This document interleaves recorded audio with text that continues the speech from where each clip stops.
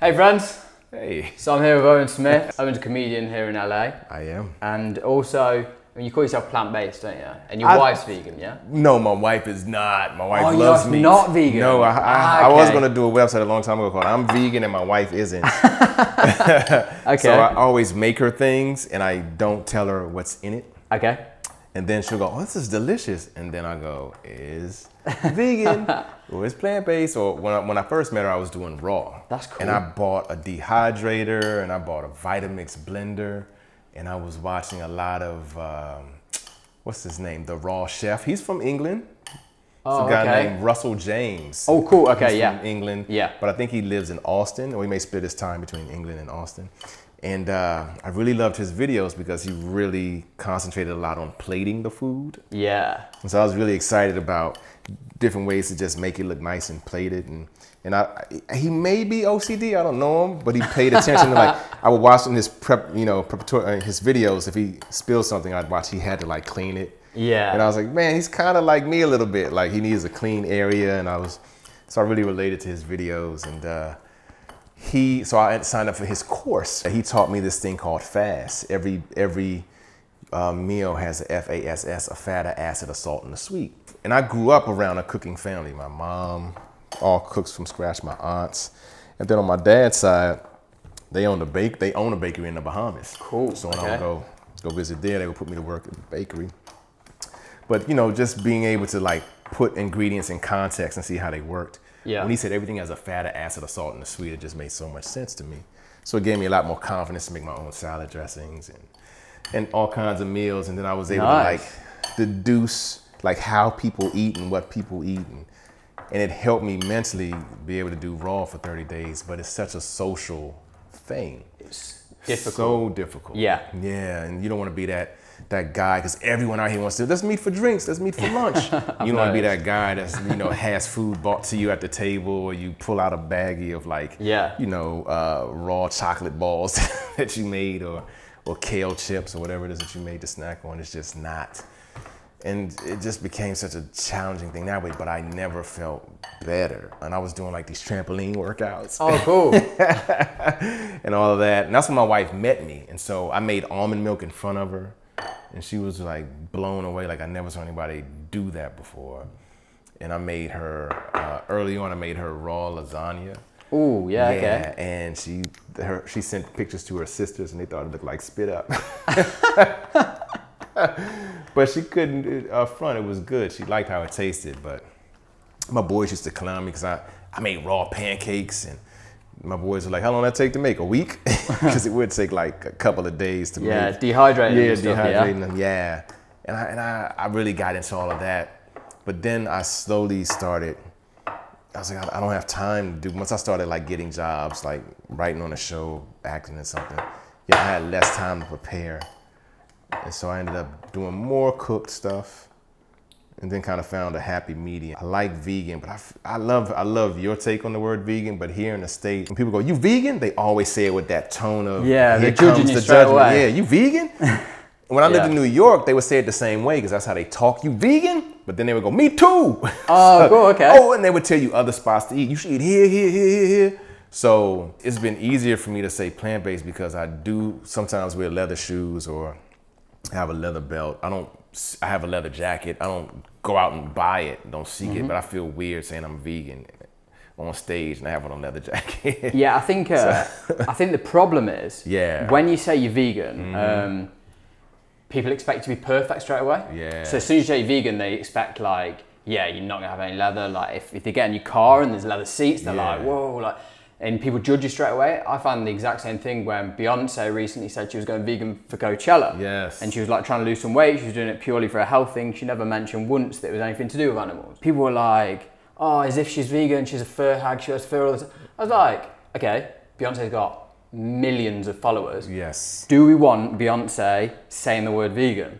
Yeah. Yeah. We do. Like that, you can't buy that kind of advertising of someone like Beyonce. You can't. And yeah, people like, I put it in a video recently and a few people gave me some stick about it. It said, oh, Beyonce doesn't get a free pass just because she's Beyonce. And I was like, no, she doesn't get a free pass, but she's got the ability to turn more people vegan than I have. Yes. Because she's got 1,000 times more followers than I have. Oh my goodness, yeah. Yeah, do you know how many sisters are open to it now? Like, yeah. So my wife is, you know, she loves Beyonce, but she's not a Beehive person. Yeah. But her younger sister is a Beehive person. So now they may come around, and they've always been really supportive of meals I make, and they'll try it. But I can see Beyonce probably will have an effect on her. You know what I mean? Yeah. She'll be more curious about it. Once I turn 40, that's what I tell my friends. You can eat whatever you want for the first 40 years of your life. After that, man, you better come on this vegan side, baby, because it's basically, for me, I did it for two reasons. My erections.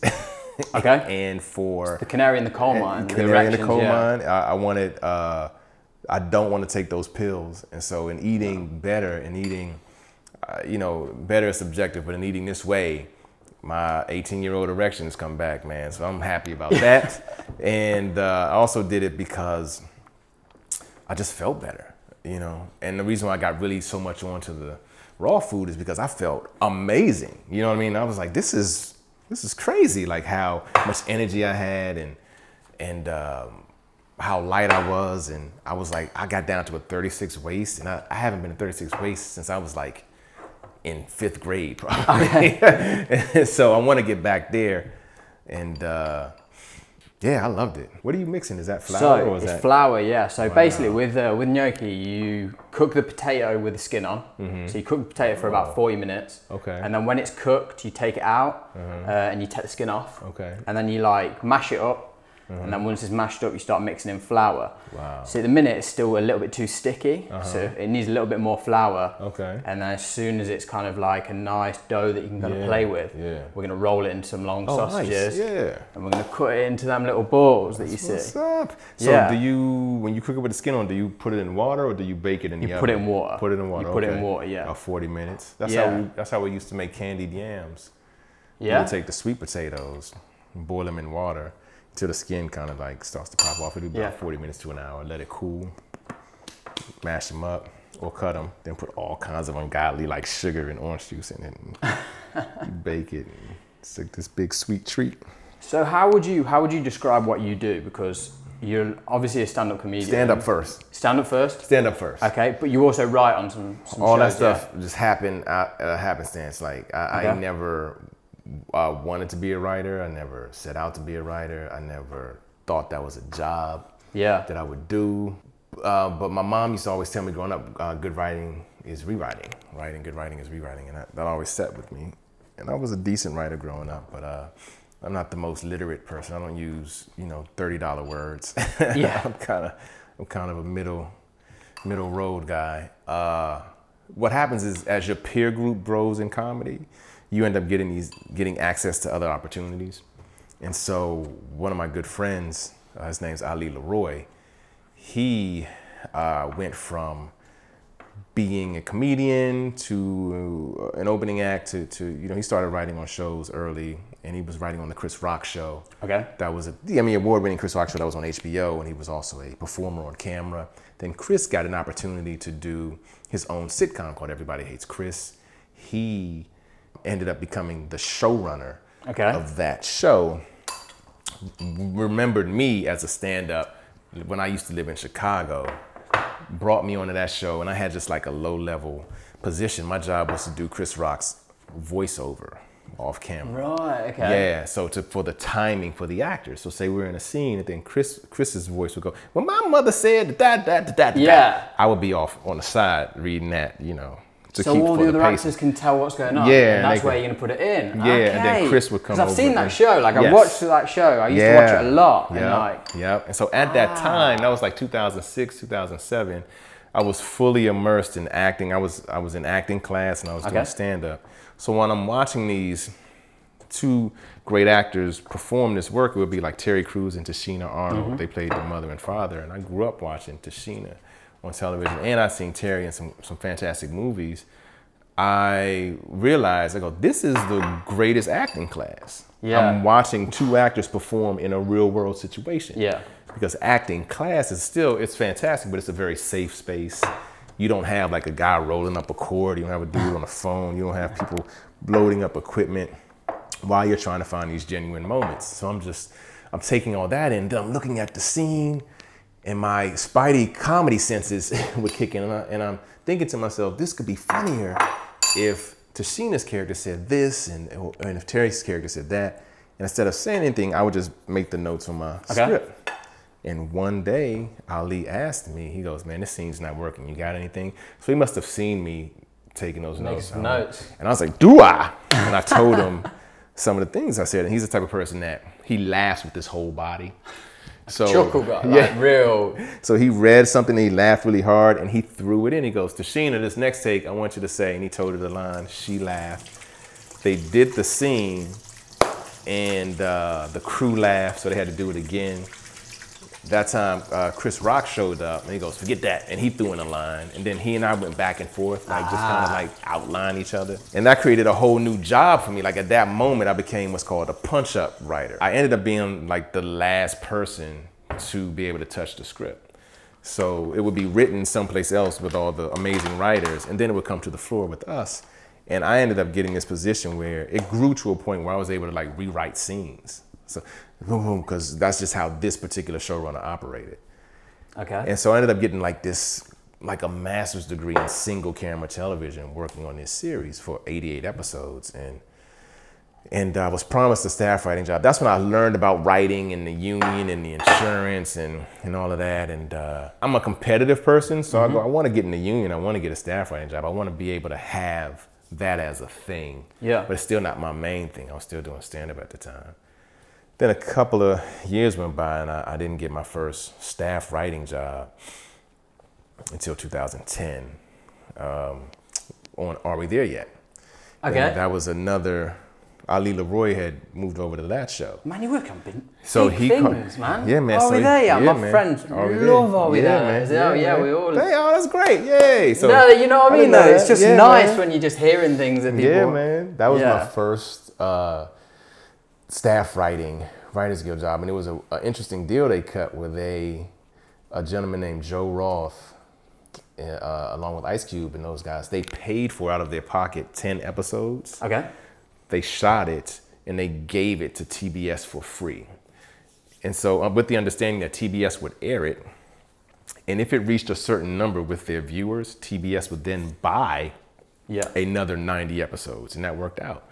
So I was a staff writer on those 90 episodes. Okay.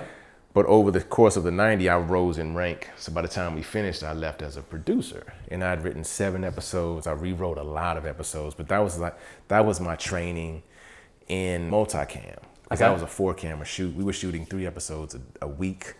And it was almost as if I was like immersed into this fast track PhD program in multicam. And so you learn the difference between single cam and multicam.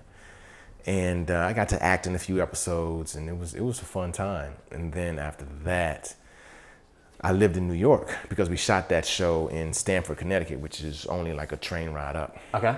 So I lived in Harlem on the east side, 124th and 2nd. And then I used to perform at the Comedy Cellar at night, which was a dream come true. They passed me. Neil Brennan, a good friend of mine, and Neil Brennan is also a plant-based, a vegan guy. Neil Brennan? Yeah, man. Cool. He was standing next to me. I was talking to him when you came up and introduced me. Now, you know what? I thought to myself, I walked up to you, I said hello, and then I kind of walked off, and I thought, hope you don't think I'm rude that I walked off. No. But because you were talking to someone, I'm like one of these people that if I'm talking to someone, I'm engaged in a conversation, and someone else comes up, it can be rude. Like some people just like want to steal your time and they're like, just get in front. And I don't like doing that to people because I don't like it myself. So I was like, I can see Owen like, I want to say hello. I'll say hello and then like, I'll move on quick kind of thing. Yeah, man. Neil Brennan, vegan and he's like part owner or investor in a vegan restaurant here in town that's doing well called Sage Bistro or Sage Vegan Bistro. Yeah, I heard about that. Someone was telling me about that yesterday. Yeah, it's down the street from here, and and it's doing really well. And while I was working on this writing job, he was like, "Yo, I'm in New York. Come down to the Cellar, man." I was like, "I don't want to come down there because I didn't know if I was going to get New York treated. You know, like you don't know who you are, like that kind of thing." And he said, all right, man. Then he asked a couple of weeks later, I'm down here again, come. And I go, all right, I'm gonna come. So I caught 2 trains down. And when I walked in, I got shown so much love. Oh, cool, it was fantastic because there was other comedians, and I had been doing comedy at that point for easily 15 years. And then Esty, the woman who books the acts, and she passes to people, and okay. she comes up to me and she says, would you like to go on our late show? I went, do I? Of course. So I stayed, and I hit the stage at like 1:30 in the morning, and I had a great set, and I hadn't done comedy for a couple of months because I was writing on Are We There Yet? And when I got off stage, she says, now here's how it works. Give me your information, and whenever you're in town, I'll book you. I go, I'm in town. She goes, that's fantastic. Sit here. I want you to sit right here in this booth. I sit in the booth, and she has me write all my information down on an index card. And she says, you are passed. She said, I only passed. And then she goes, I only passed one other person. In all the years I've been doing this, I've only passed one other person this quickly. Do you know who that is? And I go, who? She goes, Dave Chappelle. Oh, man. So it made me feel good. Yeah, it's a nice boost. It's a nice boost. And so she used to give me so many spots. It almost saved my artistic life. The Comedy Store out here did, and the Comedy Cellar. I want to talk to you about your actual stand-up. Yes. Right? Because yes. You've spoken before about the fact that you filmed a special that didn't quite go as planned. Yeah, I did 2 of them. Yeah. And then I showed your special, the one that you filmed with an iPhone. Yeah. Yeah. I showed that to like my boys back home. Oh, word? Because when we started talking on Instagram, I was like, this guy, like, and you know, pardon me, but I was like, I'd not really heard of him before this, and then I'm like, but he's seriously funny, and I'm like, and I'm a comedian, like, nerd, do you know what I mean? Like, I love comedy. Yeah. And I was like, and this guy's seriously funny, and they were like, oh, okay, you know, I'm not that into comedy, blah, blah, blah. And they were like, put him on. So we put him on in my friend's projector. I think I tagged you in it, you know. I think I took a photo and tagged you in it. It was like, you were killing. Oh, and I was like, yeah, this is sick. I was like, this guy, you know, is plant-based guy, he's a cool guy and stuff, and been chatting. Oh, thank you. And I think it was like a few days later when you was on Rogan. Yeah, and you told me about it. Yeah. That changed. You sent me the Owen Benjamin mix-up. And I played that for my wife. I didn't tell you that story? So I played the audio for my wife. When Joe Rogan says, next week we got Owen Smith, and then they correct him and he says Owen Benjamin, whose real name ironically is actually Owen Smith. Is it? He had to go by Owen Benjamin because of union laws. Okay. And so then he goes, but let's talk about Owen Smith for a second. If you've never heard of Owen Smith, we got to get him in here. Yeah. In my opinion, he's one of the top 20 funniest comedians in the world. That floored me. Like when he said that, it just made me go, wow. And he goes, you never heard of him? You don't know about him because he's writing on shows and shit right now? And so I played that for my wife. And I go, can you believe I say that? And my wife goes, you knew that shit already. I go, yeah, but you can't say that about yourself. You don't say it out loud. It's not just someone else says it. It just felt so good. And so then when and Joe is incredible. Man, he's such a respected comedian in our industry. So to have him say that, I mean, it's better than any variety write-up or any, you know what I mean? Oh, man, you can't buy that kind of Can't buy it, man. Someone like Joe, when you said that to me, it was like, oh, this is incredible. Yeah, that's crazy, man. And like, obviously, you know from me, obviously, because I was listening to the episode when it came on, told you about it, like, you know I'm a massive fan of that podcast. Yeah, and man. For you to then be like, oh no, my man nephew vegan. Yeah, of course. I was like, I literally listened to it. I was like, oh yeah, this one's just come out. I was putting my socks on about to go to work. I was like, that's right. He gotta shout you out. Yeah, man. that was nice, man. I appreciate that. Yeah, man, my pleasure. That was fantastic, and it was so fun. And so you want to feel that? Yeah. Okay. What do I do? That. So basically, that's how it's gonna get. It's like it feels like a dough. That's you know, like a little bit softer than like a normal dough. This is just potato and flour. Just potato and flour, man. Brilliant. And then all we're gonna do, the pot's kind of boiling over here. We're gonna bring that temperature up a tiny bit. Okay. And we're gonna pop them in, and then they're gonna cook for. You don't want to put them in for any longer than like 10 minutes. Really. They're just going to poach. And they're going to start to come up and float at the top. Nice. And I'm going to scoop them out and put them with the sauce. Okay. So I'm going to do a few more of these. I don't want to bore people on camera when we're doing a load more of them. Okay. Are you going to do fast forward? Yeah, and then we'll fast forward that. Obviously, you said you're going to make these for your wife. You've got a bit more time. You want to get creative and like impress her. You want to make some like little shapes over them and things like that. Like press the fork into them. Just put some lines in them and stuff. Oh, wow. That would be like nice. For us today, We're just gonna go super chilled. We're making God gnocchi. Exactly, yeah. Making some man gnocchi over here. Who in comedy for you, like, who are the people that, I don't know, like not everyone's gonna have heard of or know, or like maybe they're not the biggest on the scene, but you know, make you really laugh? Oh man, Kanye West right now at the moment. It's cracking me up. He's a funny guy, man. Funny guy. No, a guy who a lot of people in the States definitely know. He calls himself the People's Champ. And I just told my wife I'm going to start saying this publicly a lot more. Okay. He is my favorite comedian today. Like, I love watching his specials. They genuinely make me laugh. I can watch them over and over again. I highly recommend you guys watch them on Netflix. Gentleman by the name of Mike Epps. Mike Epps. Yeah, okay. he may not need me to promote him, but I come from a slightly different side of the tracks than he does, but I relate to this cat. I love how he gets right into the joke. He's like that funny dude on the corner, man. That's just, like, funny is in his DNA. Like, some people, it's just in their genes, and just everything they say is just, it's like he radiates it, and he cracks me up, man. He genuinely makes me laugh. And yeah, man, he's my favorite. Like, I mean, of course I love Chappelle, I love Rock, I love all those guys. But sometimes, for me personally, I watch some of this stuff and I go, that's brilliant, that's great, oh wow, that's hilarious. But for Mike, I'm just laughing. Yeah. You know what I mean? I'm just straight up laughing.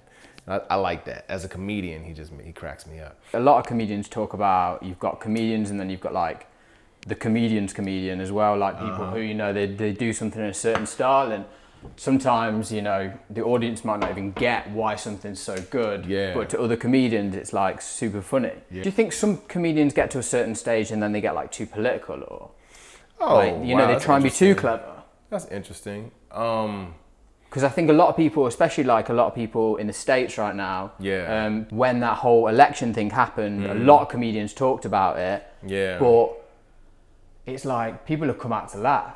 Yeah. And sometimes, you know what I mean? Like, don't get me wrong, you've got the talent to like make people, you can change the world, but like sometimes people want an escape. Do you think that's like a problem? I think that's a good point. I feel like some comedians becoming political or bashing the president or doing their thing, I think it will resonate with people more if they're speaking from their personal truth and not just speaking from a collective, like trying to like rebel rouse, like, this guy's an idiot, right? Yeah. And so when you start your act from a place that's not really true to how you feel, you know what I mean?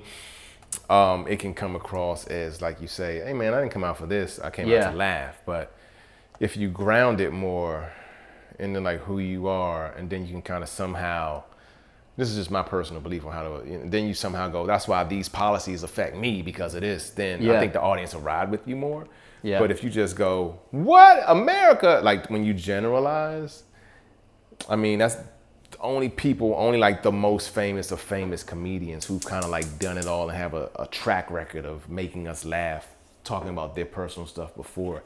They kind of get that runway to just be general. Yeah. And just call Trump an idiot or whoever, you know, the president is. But if you're still like an unknown person or up and coming, or you're not known for talking about that, I feel like it's probably best to ground it into why you're talking about this. And I think that goes for all topics, race or whatever it is, relationships. A lot of comedians go, women like to and men like to, and that may not always be true. Yeah. So if they could just go, I like, or the women I date, or you know, or my wife, they'll find that more of the audience will laugh because he ain't talking about me, he's talking about, you know what I mean? Wife, it's just a slight adjustment. That's adjustment. That's what you learn. Some learn from doing it, putting those 10,000 hours in. You kind of learn. Becoming a master. Yeah. So but if you do just go, man, the White House, it's like, well, who are you? Why are you an expert? Why are you talking about this? I think Bill Burr's interesting for that because like he talked about him in his last special, but he came out from a completely different angle to everyone else. Right. It's like he also talked a lot about Hillary and made a lot of people go, oh yeah, she wasn't perfect either. Yeah. He laid it out. He goes, she should have won. Yeah, it was a brilliant way of him, attacking, and he did just enough. You also know who Bill is. You know what I mean? He did it. He attacked it from, you know, his blue collar way of looking at things. Like, you feel like Bill is like, you know, a guy who you work with. Like, you guys are two movers together, and on your shift, These are just things that are on his chest. And so as an audience member, he's like that relative that comes over and you kind of just forgive him, you know what I'm saying, for his opinions on anything. You're like, yeah, Uncle Bill, it's Uncle Bill again. How many beers does Uncle Bill have? Yeah, well, you know it's always like, oh yeah, well that's just the way Bill is. Yes, yeah, but he's crafted that persona, he's created that persona, he's kind of like fallen into it. So he gets a pass, but it's like if it's an open mic guy or someone who you don't know, it can be a tougher sell unless they, you know, and I feel like unless they anchor it into something that's real for them, at least the audience would be interested. Yeah. And then you can always find the funny. And that was something that was told to me kind of halfway through my journey as a comedian. Don't try to be funny, be interesting. Okay. And the person who said that was Richard Pryor. Okay. He said it to a comedian named Franklin Ajaye, A-J-A-Y-E. You guys should look him up. Franklin Ajaye. Yeah, okay. yeah. And Franklin Ajaye was a hero of mine, comedy hero of mine, because he was one of the first African-American comics to never talk about being poor. Okay. Yeah, because like coming up, like a lot of black comics talked about their comedy was based in, I grew up poor. Always in the hood. Yeah, I grew up from the hood. I grew up 13 to a bed, whatever. All their humor came from that. So Franklin was the first person I heard say, nah, man, I went to law school. Okay. So I'm like, what? Wait. And he was around when Pryor made his transition into becoming more truthful to who he is or was. And told him that Richard Pryor told him, hey, man, don't try to be funny, be interesting. And that little nugget, it changed like his whole thing. It stuck with me. It changed my whole thing because interesting is the new famous. You know what I mean? Well, everybody's famous now. Everybody has a wonderful vlog or YouTube channel or whatever. But what rises, what really rises to the top, I believe is interesting. You know what I mean? It's like, you could say George Clooney is in a movie now, but that's not going to make you run to the theaters as much as it used to.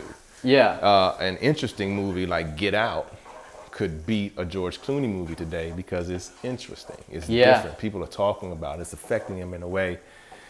It didn't need any famous people in it, you know what I mean? So fame has become kind of diminished. It's a great movie. Yeah, it's a great movie, right? Wow, look at that. Yeah, so it floats to the top just before it's kind of ready. Oh, look at that. Oh, wow. Yes, it's all coming up now, so another kind of 30 seconds or whatever. We're going to turn that. It smells fantastic. Now, what is this? What is this? I so smell the pesto. Over here, yeah, you've got the pesto in there. That's a kale pesto, like kale and pine nuts. Yeah. And then it's like a nutritional yeast that they use rather than using Parmesan. And then I've got walnuts in here, shallots, garlic. I've just put some tomatoes in there and some fresh basil. Wow, it smells amazing. Wow. Yeah, we're not going to have to cook that to death, basically. We're gonna fry that off quite lightly. I'm going to add in some chopped spinach now, and then we're just going to stir the broccoli.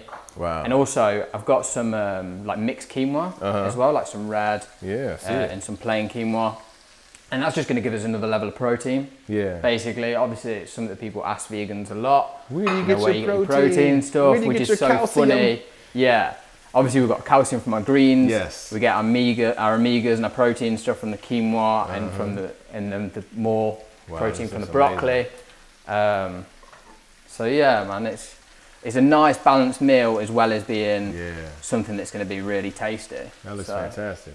That's what I love about this. It's you don't realize like how robust and almost how dense like the ingredients are. Like you go, oh, I didn't know you put all these things into it, and it can't help but taste amazing. Yeah. You know what I mean? Like in a traditional like American diet, they may only use 3 or 4 things, and they put a lot of, you know, salt or sugar and fat to make it taste amazing.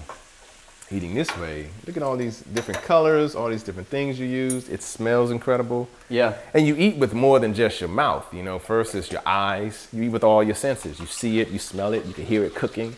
Yeah, like you were saying about that raw guy earlier. Yeah. And you were saying, you know, maybe he's a little bit OCD the way he puts stuff around.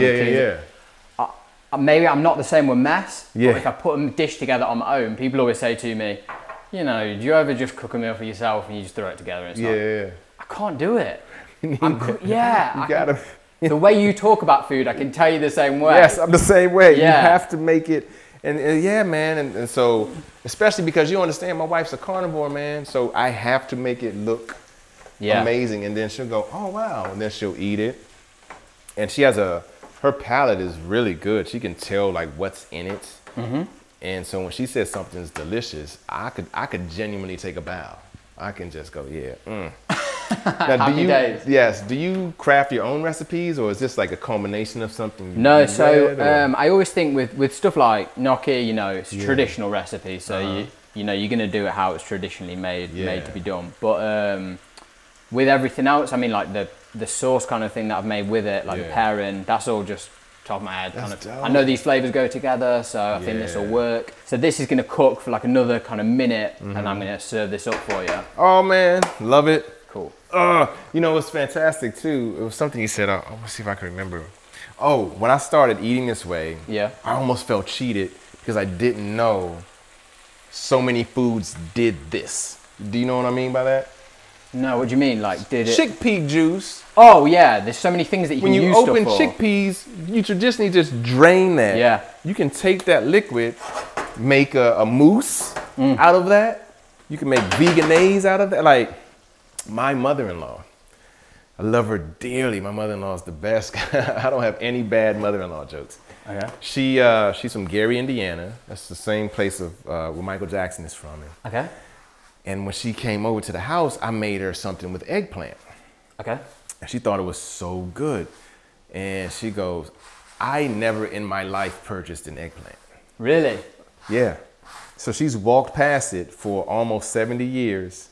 You know what I mean? She just looked at it in the store. So kind of thought, what would I do what with would this purple thing? What does it even do with this? But once I'm trying to think, I can't remember what I made for her, but she loved it so much. I think I may have made eggplant bacon. Ooh, yeah. Yep, I may have made Real eggplant bacon. Sliced. Yeah. And she was blown away by that. And then I did like a blog about how many different things I can make with eggplant. I put it on a vegan pizza. It tasted incredible. I can't remember other things, but I made like 5 things with eggplant. And it blows my mind that people don't try things like this. Yeah. I almost feel cheated, you know what I mean? I always think, like, how nice is it that there's kids and stuff now that are being raised eating this kind of food like their whole life, and I think it's just another level. Like you said, you lost a lot of weight and stuff like that. I felt I had more energy. For me, it was cardio. Like actually being able to run. Yeah. I noticed it when one of my friends, I'd signed up for these races, and they're called wolf runs. It's like woods, obstacles, lakes and fields. So you like, it's like a crazy kind of race where you do like, it's like a Tough Mudder style thing. It's not quite that crazy though. And you'd kind of. I gotta take a picture of this, man. You get on it, bro. Wow.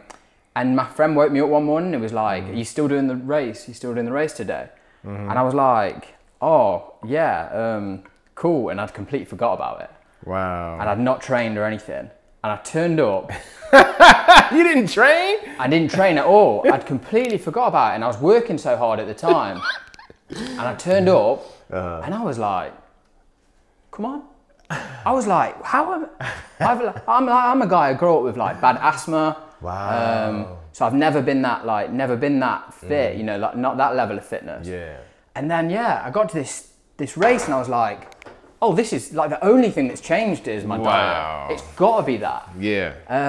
It's everything. Yeah. Well, it's so obvious what he's doing once right you do now, it. cleaning the plate. That's the move. It's got to be done. Yeah, you got to do it, man. You can't just deliver a plate. Nah. Like, you can't. You can't do it. Like you say, man, you eat with more than your mouth. All your senses. Yeah. All we're gonna do, tiny bit of. Oh, you got the gun. That's it. Bam. Yeah, just that little bit more green. I don't know if you've done a video yet, but if you should do a video for guys, if you cook for a woman.